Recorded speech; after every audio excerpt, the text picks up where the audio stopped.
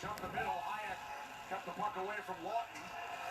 Smith in with a hit on Lawton. Now connecting over for the Flyers. Rangers come away with the puck. Pass up the middle, blocked off, intended for Lafreniere. The defensive play made by Myers. Now Sanheim ahead to Myers. Patrick knocked down by Smith. Howden moves the puck ahead. Deflected in by Lemieux. Lemieux around Sanheim.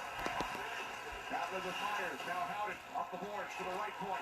Fox on it for the Rangers. Fox to the circle. Cherry pass.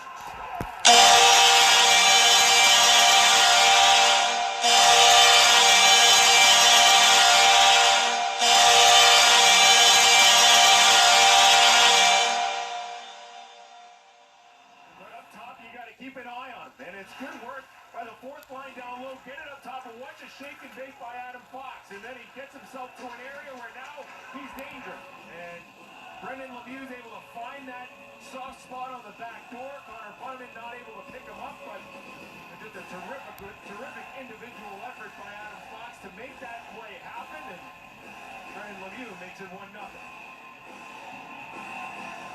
Adam Fox all smiles as he sets up.